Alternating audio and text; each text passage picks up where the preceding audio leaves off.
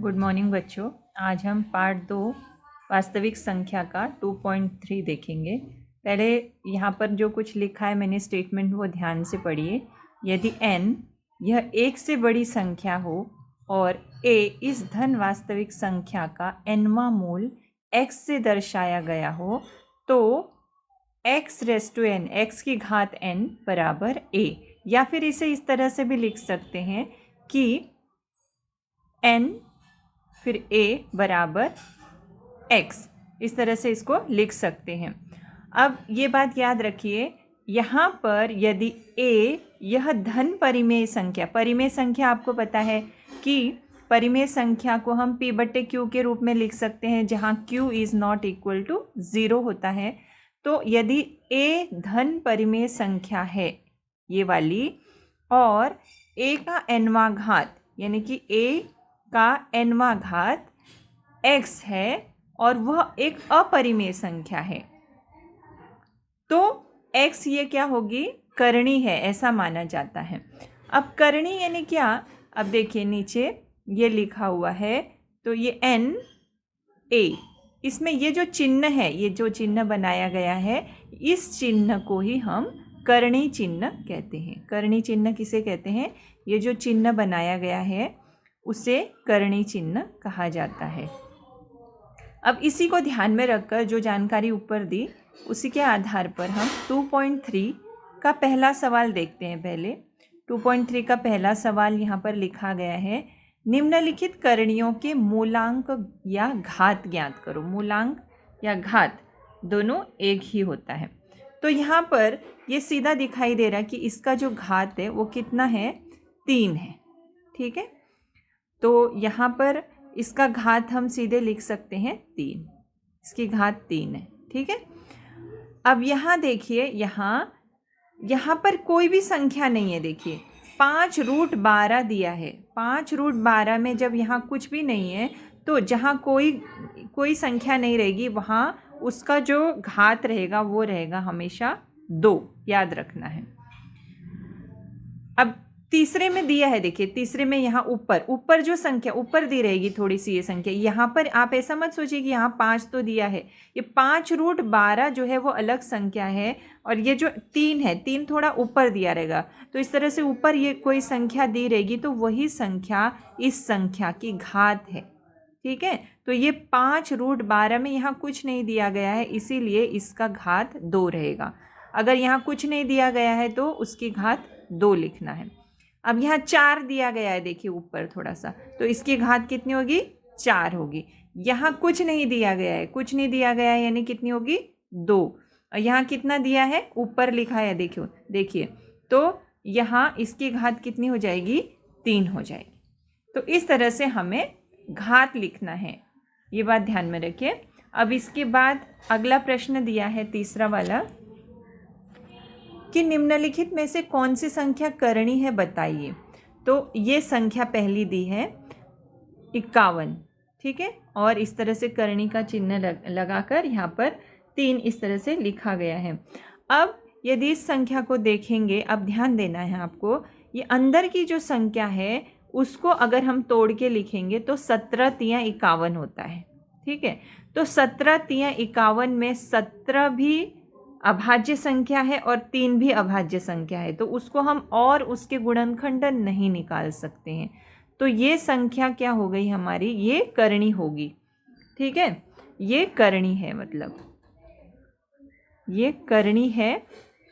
और यहाँ देखिए ये वाली स्टेटमेंट देखिए, अब करणी कौन सी संख्या होती है, अभी मैंने आपको बताया, यदि a एक धन परिमेय संख्या है तो a यहाँ पर कौन सी हो गई, ये a हो गई। ठीक है, धन परिमेय संख्या हो गई है 51, यानी धन परिमेय संख्या है।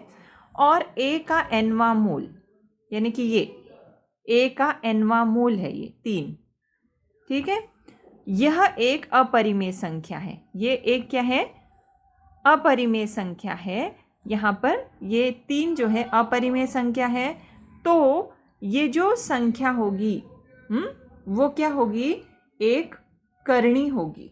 समझ में आया, तो पहले इसीलिए मैंने आपको इसके बारे में बता दिया कि करणी है ऐसा कैसे पहचानना है। अब यहाँ 17×51 होता है, 17×51 में 17 भी अभाज्य है, 3 भी अभाज्य है, उसको हम आगे गुणनखंड नहीं निकाल सकते हैं।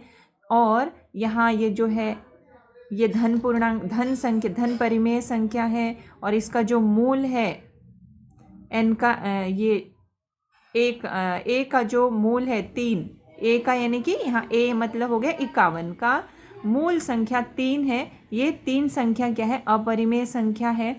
तो इसीलिए ये जो संख्या है ये पूरी क्या हो गई, करणी हो गई, इसको करणी बोलेंगे। अब दूसरा जो है, दूसरा देखते हैं हम, ये करणी है क्या, 4 और ये है यहाँ पे 16, ठीक है। ये 4 जो है ऊपर रहेगा, इसका मूल हो गया ये मतलब। अब इसको करने के लिए हमें क्या करना पड़ेगा, हम इसको ऐसे भी लिख सकते हैं। देखिए ये स्क्वायर रूट 16 है और ये इसकी जो मूल है वो कितना है, 4 है। तो हम इसको ऐसे भी लिख सकते हैं। 16 को और कैसे लिख सकते हैं हम, 16 को 2 की घात के रूप में 16 का यहाँ गुणनखंड निकाल सकते हैं। देखिए ऐसे निकालते हैं, आप छोटी कक्षा में पढ़ चुके हैं। 2 अट्ठे 16, 2 चौक 8,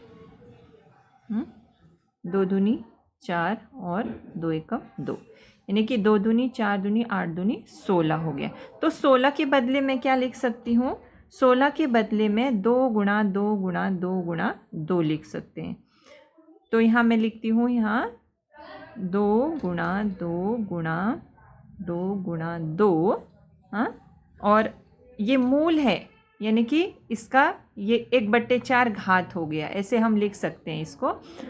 और ये जो है 2 गुणा 2 गुणा 2 गुणा 2, इसको भी हम कैसे लिख सकते हैं, देखिए 2 की घात 1 2 3 4 बार है तो ऐसे लिख सकते हैं 4, 2 की घात 4 और 1/4, घात की घात 2 की घात 4 4 और पूरे ब्रैकेट की घात 1/4। अब आपको घातांक का नियम याद होगा, a की घात m और उसकी घात n बराबर a की घात m गुणा n, ये है घातांक का नियम। तो यही नियम हम यहाँ पे लागू करेंगे। तो ये नियम यहाँ लागू करने के बाद क्या आएगा, 2 की घात 4 गुणा 1/4, ये 4 4 कट गया तो बचेगा कितना, 2 की घात 1 यानी कि 2। अब 2 यह है जो है वह परिमेय संख्या है, ठीक है। 2 क्या है, परिमेय संख्या है। परिमेय संख्या है अर्थात अगर परिमेय संख्या मिलती है तो वह करणी नहीं है। समझ में आई बात। अगर ये संख्या हमको अपरिमेय संख्या मिलती है तभी दी गई संख्या करणी होगी। यदि ये संख्या परिमेय संख्या मिलती है तो दी गई संख्या करणी नहीं होगी। इसलिए जो भी हमें संख्या दी गई है 4 फिर इसका 16, यह करणी नहीं होगी, ठीक है। तो इस तरह से हो गया। अब इसका तीसरा उदाहरण भी दिया है दूसरे सवाल का, 5 और ये 81 यहाँ दिया गया है। तो इसको भी हम कैसे कर सकते हैं, अब देखिए यहाँ पर भी ये 5 है और यहाँ पे 81 है, तो हम इसका ये कर सकते हैं अभाज्य गुणनखंड जैसे हम निकालते हैं। यहाँ निकालिए, किसके बारे में जाएगा, 2 8 और 1 9 होता है तो 3 की कसौटी से ये 3 में जाएगा। 3 दूनी 6, 3 सत्ते 21, फिर 3 नम 27, 3 तियाँ 9, 3 एकम 3, तो 1 2 3 4। समझ में आया। तो यहाँ 4 हो गया तो हम इसको ऐसा भी लिख सकते हैं जैसे पहले सवाल में हमने किया था कि ऐसे लिख सकते हैं 3 की घात 4 गुणा 1/5। अब यहाँ 3 की घात 1/5, ठीक है। उसके बाद अगर आप इसको देखिए, ये दोनों समान हैं क्या, ये दोनों समान नहीं हैं। ये दोनों समान नहीं है, एक दूसरे से कट नहीं सकते हैं। इसका मतलब क्या है कि ये जो दी गई संख्या है वो करणी है। समझ में आया? यानी ये एक क्या होगी, अपरिमेय संख्या होगी। ये दोनों समान नहीं है, कट नहीं सकते। इसका मतलब क्या है कि दी गई संख्या क्या है, अपरिमेय संख्या है। अपरिमेय संख्या है, इसीलिए जो भी संख्या आपको दी गई है, इसलिए 5 रूट जो भी है 81, यह करणी है। यदि हमें अपरिमेय संख्या मिल जाती है तो इसका मतलब जो संख्या दी गई है वो करणी है। यदि परिमेय संख्या मिलती है तो करणी नहीं है। अगला देखते हैं, अभी चौथा भी दिया है 256, स्क्वायर रूट 256। अब स्क्वायर रूट 256 को भी अगर आप इसका गुणनखंड निकाल, ये जो है 16 का वर्ग होता है। देखिए 256 किसका वर्ग होता है, 16 का वर्ग। तो इसको हम ऐसे भी कर सकते हैं कि 16 का वर्ग, ये यहाँ कुछ नहीं, मतलब यहाँ क्या है, 2 है, ये उसका वर्ग है। तो 16 का वर्ग ऐसे हम लिख सकते हैं, 16 का वर्ग, यहाँ 2 है ना, आपको पहले ही बताया था मैंने कि यहाँ कुछ नहीं मतलब 2 है। तो यहाँ क्या हो जाएगा, 16 का 2 गुणा 1/2 हो जाएगा। वो जो घातांक का नियम है वो लागू करेंगे तो बराबर कितना हो जाएगा, 16 हो जाएगा। तो 16 क्या है, 1। 16 एक परिमेय संख्या है। परिमेय संख्या मिलेगी तो क्या होगा, करणी होगी क्या, नहीं होगी। इसलिए स्क्वायर रूट 256 करणी नहीं है। इस तरह से पांचवा है,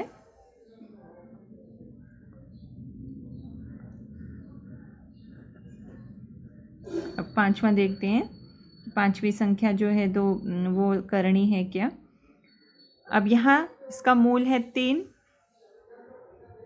अब 64 को हम ऐसे भी लिख सकते हैं, 4 गुणा 4 गुणा 4, 4 चौक 16, 16 चौक 64। ठीक है, उसकी घात यहाँ मूल है, यानी कि यहाँ घात में 1/3 हो जाएगा। तो 4 की घात 3 लिख सकते हैं इसको, और इसकी घात 1/3 लिख सकते हैं। तो अभी a की घात m गुणा n वाला नियम लगाकर 4 की घात 3 गुणा 1/3, 3 3 कट हो गया, बराबर हो गया 4। तो 4 क्या है, एक परिमेय संख्या है। परिमेय संख्या है अर्थात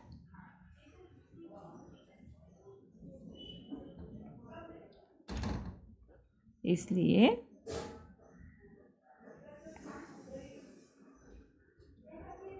256,